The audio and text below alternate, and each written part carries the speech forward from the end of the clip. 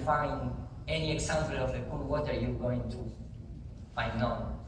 So if you start to thinking in, okay, at what altitude you need to use to see the curve, you can do it by the Pythagorean method, by Samuel Brockthorne method, by Bhaskara, the Indian mathematician's method. You can find the same result. Of course, this is not really accurate, but for 1,000 of kilometers, it's really a good measurement. So when you're trying to ask even like Google, the Scientist magazine is going to tell you that at 20 kilometers, the curve of the Earth is totally perceptible and no doubt. So when you start to see balloons and rocket launches, these are rocket launches compilation, and these are balloon compilations, and it's flat. You know, there is not any curve. Some of this video has a lens correction, of course, because they are with GoPro, and it's all the time is flat. There is no any curve out there. And of course, the physics and the optics is going to tell us that with the camera, the range of the visible of the camera or the human eyes is going to end, obviously, it's going to end in a circular limitation. That is what we call angle of view. If you're talking about angles, you're talking about circular things. So this is the most far away that the camera can capture the lights. But sometimes you're gonna see flat, sometimes you're gonna be like circular, but very far away to see a curve. And we're talking about 120 kilometers in that kind of video. And look at this balloon. From this point to this point, you can see thousands of kilometers. Look at the real clouds mixing and changing. That's something never shown in the ISS. The ISS is always the cloud totally stick. It never moves, nothing like that. And we had time lapse about 6 hours because they need 6 hours to move a robotic arm, and the clouds never change. So you can start to compare real stuff with tricks about Hollywood tricks used by trick people. So of course we have another kind of limit to test the limits with the operations, military operation via USA and via Russia, and both reach the same limit of 8,000 kilometers, 80 kilometers, sorry. And maybe some of these explosions are fake or composite, but they use symbolic name to try to get out, the torque, the hammer of the torque to try to break the glass. And you can see some explosion that take the form of damage because they can go up, because it's all this pressure of the atmosphere. So look, if that explosion can go up, I don't think a rocket can get out. And this is the gas that I'm talking about. This is a really interesting topic. I don't have time to show you, but have in mind, this gas is 5 times more dense than the air, and this gas has a pressure of 3,200 years each time a volcano makes eruption, for example. So can you imagine that how much of this gas is out there? It's a lot of gas. So you can see how they trick us. For example, this is our rocket launches. You can see the rocket launches is all the time. If you see for a really long perspective, you can see how the rocket goes in a straight line. Of course, if you are in the place, you're gonna see how, for example, this is a view for a frontal view. You can see how the rocket comes into the view. Down you can see how the rocket goes far away in this arc motion. But when SpaceX and these guys trying to show how they're gonna put an orbit, a satellite orbit, they are in this mode. They go in a straight line. And I'm waiting for the video to reach. So if you see, for example, this is from the balloon, this is from a plane, and this is from the ground, and this is from the camera on the rocket. This is from the CRS-7 from SpaceX, and that is the rocket trying to get out. I don't know where, because there is a lot of land to try to go off the curve. And here you can see the flat horizon and how this rocket is traveling in a straight line, simply as that. So if you compare with, for example, the power of a telescope, if you put it in horizontal line, you're not going to see more than 50 kilometers. So when they're pointing up there, at the last moment that the rocket, drop away the principal booster and that kind of stuff, that rocket is at least at 60 kilometers, no more. So that is the way they need to cut off the video and put some Google Earth animation and that kind of stuff. These rocket launches, they don't reach more than 40, 50 kilometers at March. And there is a company called Flightline, a real strange name, who has this telescope to film it, and if you refer to the webpage, they can reach it with this camera more than 20, 30 kilometers. So that at that point, this spacecraft is supposedly 20,000 kilometers per hour to escape the gravitational force. It's really a crazy thing. So the limits maybe could be 100 to 250 kilometers going up.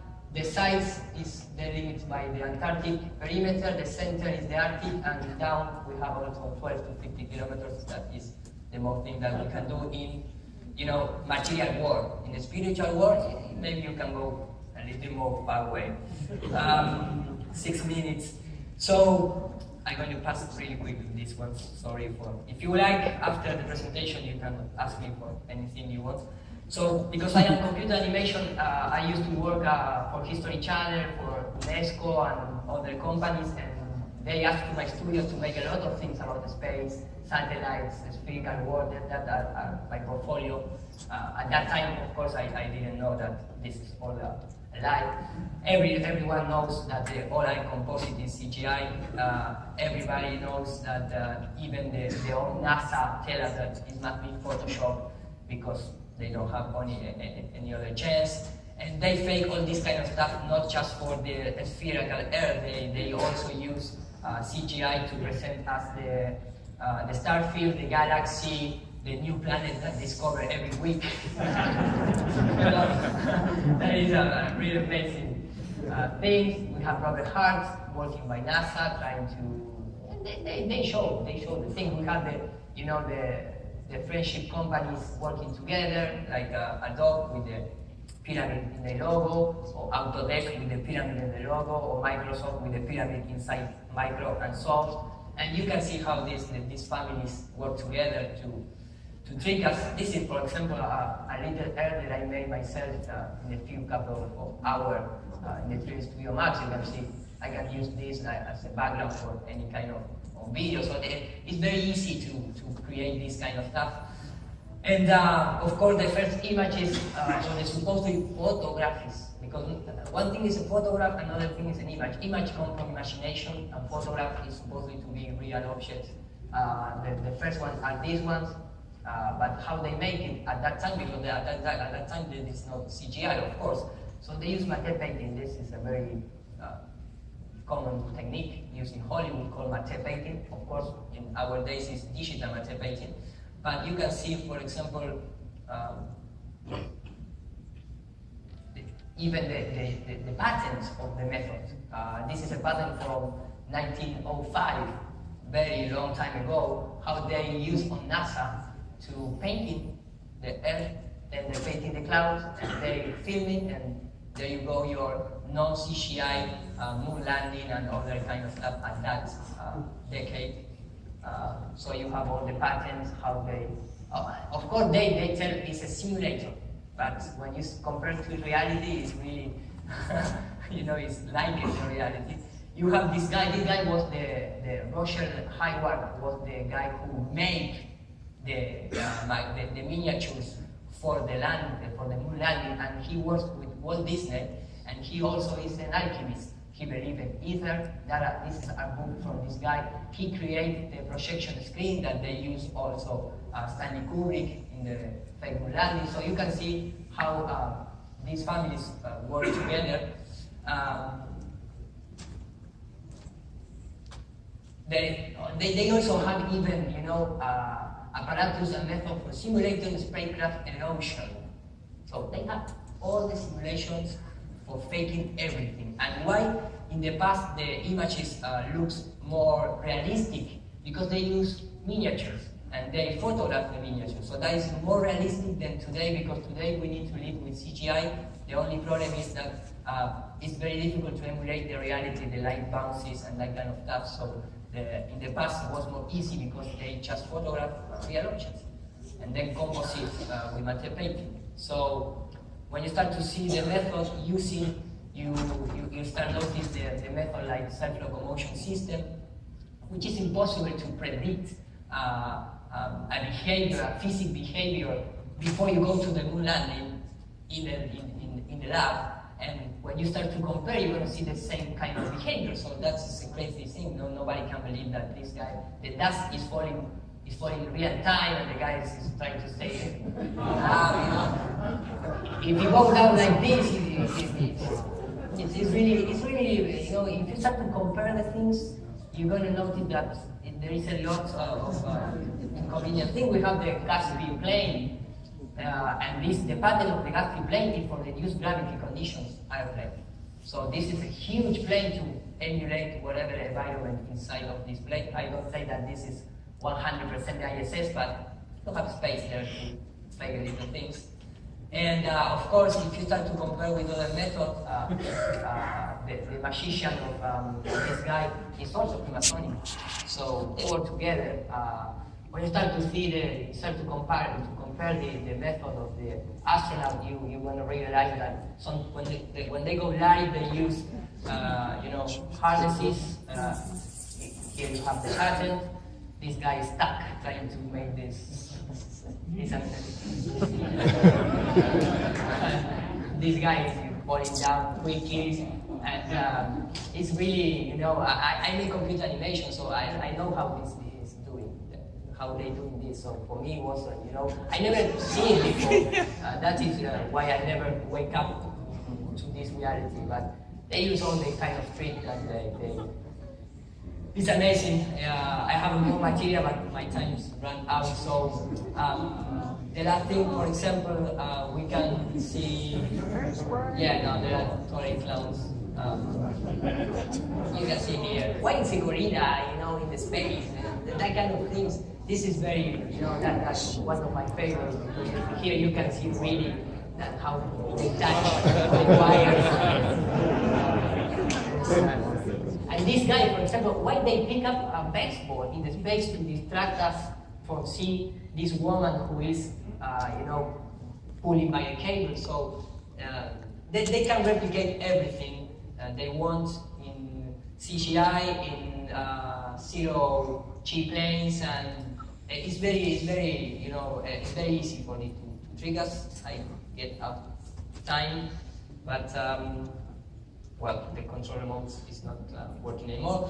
So the last thing, the last two minutes, please. For example, Google Earth is made by world-class Bexel camera aeroplane systems. They map all the Earth with planes. And if you compare, for example, with the method using satellite, you will notice that this is real and this is a show. Because this is a world-class system. They have this kind of company all around the plane. So they synchronize all the informations, and that is why they make, there is all controlled by CIA. All the image that they do, they need to supervise by another agency before putting on the public. So we have the drone technology. It's very easy in those days to fake the things. Of course, they construct the satellites, but they put it up in the balloon, and the rest is of the fiber optics, ionosphere bouncing. So there is very, very, when you see those white point up there in the sky, if you start to compare, are balloons. Of course, at this altitude, for example, you can see the equipment of the satellite, and this little point is the real big equipment. And look at 50 kilometers, you don't even able to see anymore, and these balloons rise up to 40 kilometers because sometimes they use super pressure balloons, so there is no any satellite up there in orbit. Yes, there is hanging on a balloon, something like that. So I need to go, my time go out. Thanks for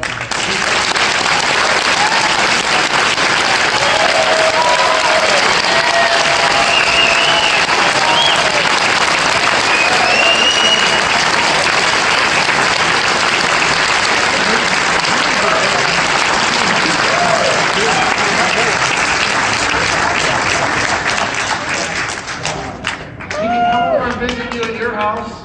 You can call. Hi, I'm great.